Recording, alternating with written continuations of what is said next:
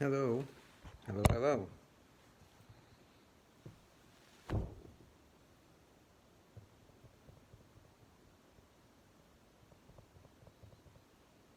Who done a double team?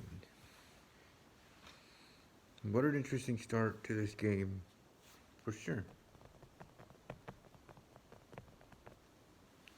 I do say that things are certainly already heating up, you know. And it certainly is going to be a good season. It's certainly going to be a quick season, though, but it's cooking up to be a good season. It's going to be fun. Um, we had a little situation the other night. Let's just call it misunderstanding, but it is what it is. Move on, play the game. And here, as you see my humble, esteemed abode, with that in the background, as always, or try to, as always, to have it in the background. It's painting that I do like very well there. And puppy dog's over there in the window, chilling, watching people build a house across the street. Well, actually, adjacent to it. But, anyways, here in their neighborhood, and I'm here to give to you my personal thought on what I believe happened. In your case, you created in here in the Whodunnit, or in the Whodunnit double team world and universe, case number one, where Billy and Becky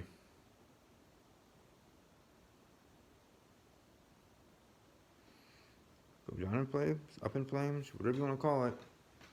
Demise. They were just here to give some wise wisdom, right? Seasoned veterans, right?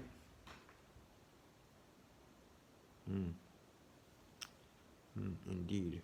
It certainly has been interesting to see of how this game's already turned out. But I already talked about the confessional. And how this thing has started. Certainly started with a bang in its own way. I mean, leading up to it on the 13th of November here, or then, with the clang clang and the bang bang that we're hearing. Who's running around, who's in the kitchen, who's motoring, who's doing this, who's doing that. Well, we know who that was, the killers. The killing team. The dynamic duo.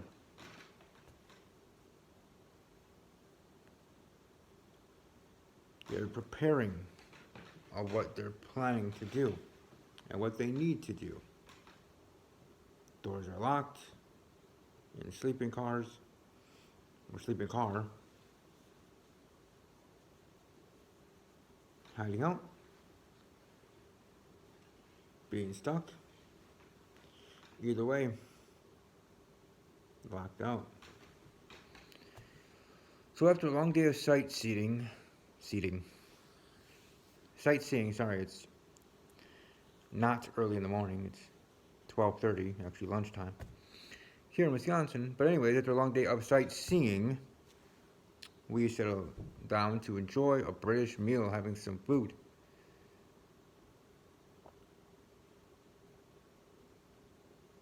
The host says, "Welcome to the Orient Express." Where did I hear that before? Our meal will always be inspired by our current location. Tonight, we're partaking in mince meat pie, accompanied by mashed potatoes, mushy peas, and a pint of Guinness. Alright. I prefer blackberry merlot wine, but that's just me. Yes, straight guys can like wine over beer. I know it's uncommon. Point is, say please enjoy and let myself or any member of the staff know if there are any issues. My name is Casey. So Casey being the butler, being the Giles of this estate of the train here, being its conductor. A ching ching. I don't know. But then a buzz can be heard as the conversation of the travelers starting to mix together. How long did not last long as one of our group shouted, "Ew, there's a finger in my pie. There's not a snake in my boot. There's a finger in my pie. I don't want to eat that stuff. No go. I'm not about that. Not cannibal."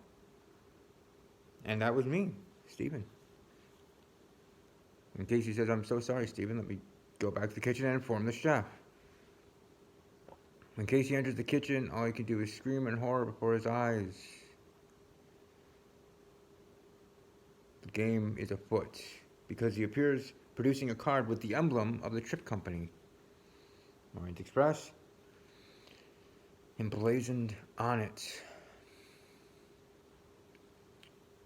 Becky and Billy won't be joining us for dinner, for they appear to actually become the meal, become dinner. And as we go to each location, and as we find out information, comes abundance of what actually did happen. Since here we see piles of raw meats, like for food, but of what was supposed to be fed to us. Part of the dining experience.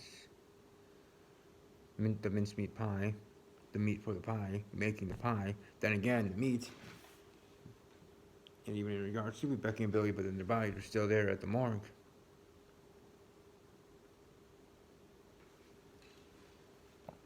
But when they came into the kitchen, because what they first saw, before everything happened, the day before, there on the 13th, the killer is running around and making sure everything is in place, making sure he has what he needs. Door being locked in the sleeping car is because the killer was in there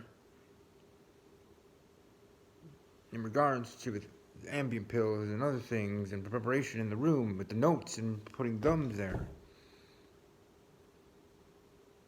The Ambien pills being there set up almost as a red herring in its own right, but being set up for them or what they were going to have, because there you go. But with all that being said, and with all that being prepared, right? The kitchen and all the kitchen cooking implements, which are already in the kitchen anyway, you don't need to set that up. You're just generally setting that up without people knowing or thinking anything diabolical is going to happen. So it is, and it did. But that letter that they see in their sleeping car, in the bag, in one of the bags, first said, "Come to the club car to enjoy a nice piece of pie with me. We'd love to pick your brains." And the second bag that you open a letter that says, and I quote, "Please join me as we welcome a new set of Whodunnit players. They have a lot of questions for you since you are a seasoned players. Signed, the Gingerbread Man." And in that second bag, an open pill bottle, which is of Ambien.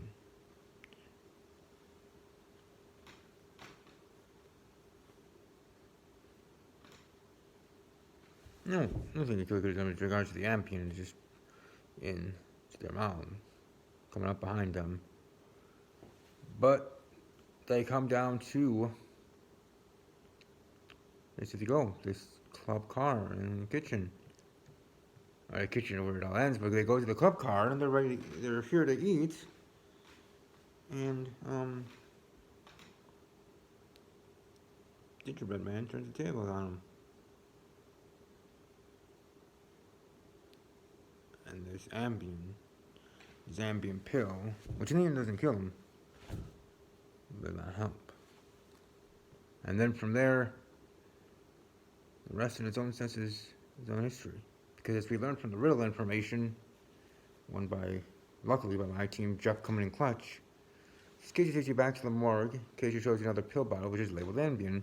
And next to the bottle appears to be a pair of used needles. You see a straight razor in on one of the bodies, and you also notice a drain, which is a red ring around it, almost like they were drained of blood. Blood loss being cause of death. Using the razor, cut them open on their neck. That's slit. There, to drain their blood. And they drain their blood cold. And you want to talk about cold? Welcome in the liquid nitrogen. Liquid nitrogen being putting it on their forearm with a needle. This long, I don't care. Use the needle. And injecting it into their bodies. And then with the butcher's knife, cuts off their fingers and their toes. There was a finger in my pie, and not a snake in my boot. Making it look like making it be the gingerbread man turned them into gingerbread people.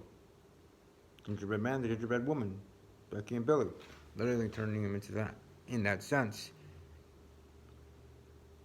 And that rolling pin, could have went back from on the back of the head, or could have been used to roll them up. Either way, you know, you learned that song when you were a kid, the patty cake song. Oh wait, just wait here. Oh yeah, and then also by the meat grinder where they were making the food for the mincemeat pie, with the meats, flesh or regular meat, clippings of fingernails. Fingers are chopped off, and then nails clipped off. And in the prep sink, there's leaking liquid fuel, or fluid, not fuel, fluid, and that's nitrogen. So then after killing them, and after Dan's cooking them, put them in the oven for the cast and the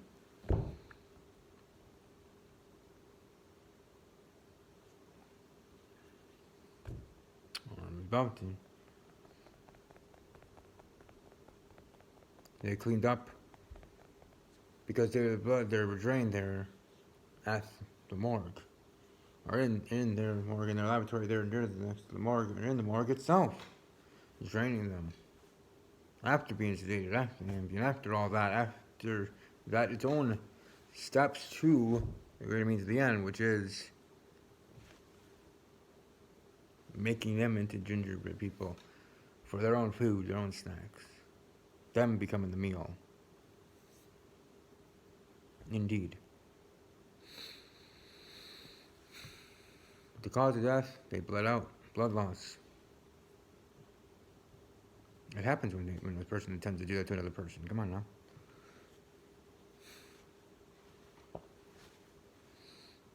But dang. It's such a disgusting thing. Well, they did what they felt. Gingerbread man ain't playing. He'll cook you. He'll cook you alive if he has to. But again, like I said, there was that, after everything happened, cleaning up, leaving stuff behind, having that M be in there, not hearing otherwise, and cleaning with some cleaning solution. Simple, the Clorox, looking actually 1/4 bottle, green solutions. There's a lot that you can find that used for cleaning, deep cleaning of surfaces, whether morgue or otherwise, especially in regards to the body, but more so with the actual, but deep clean of everything, at least most of it. Except forgot the sink part with where the blood was, but had to find something. But that's what I feel happened, and that's what I say as the cause of death.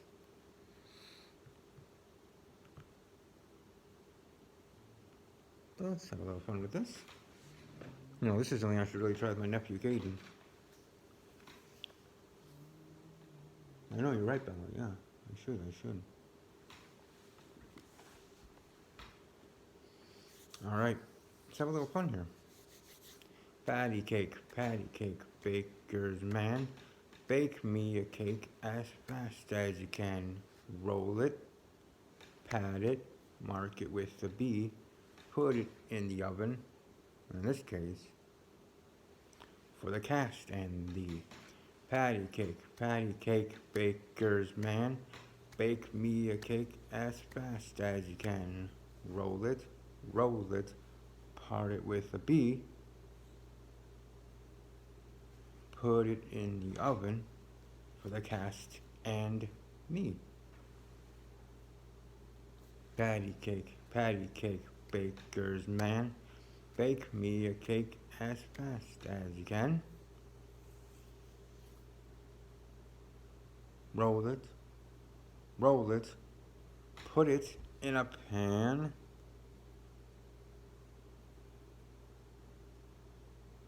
Patty cake, baker's man. And you mark it with a B. Well, you mark it with a B because guess what? Double B's right there. We got Billy and Becky. She goes by Becky. Government name would be Rebecca. But Becky. Billy Becky. Mark it with a B. You know, B indeed. But that, in the end, is my story of what I think happened to Billy and Becky, my dear friends. I'm ready to see how things go tonight, and for those that will be watching this when it goes live after the game is over, here in a couple weeks, it'll be a quick game, but still, after it's over, then these will be public, and, excuse me, sorry, then you can see it all in its own glory.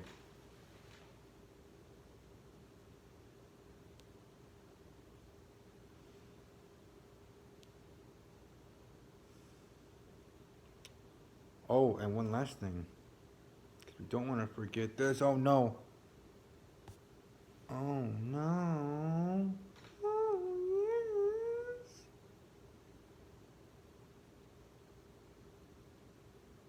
The Killers.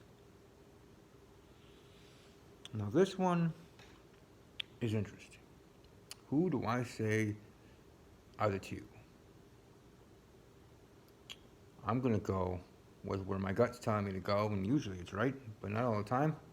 They always say go with your instincts.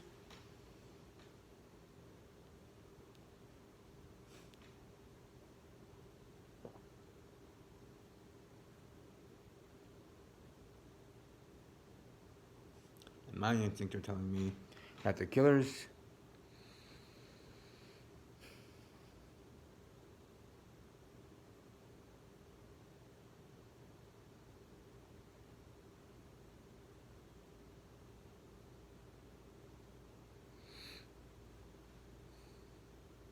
I say the Killers are Sylvia and Becky.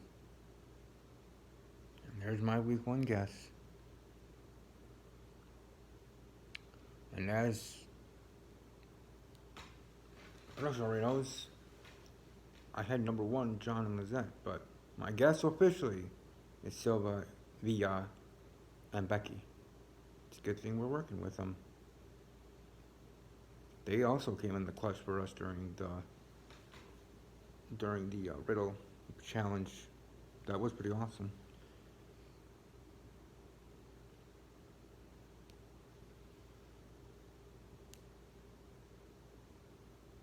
But Sylvia and Becky, as of right now, I'm on to you. I'm coming for you. I come to play, I come to win, as we all do. The only last thing I have to say for you both,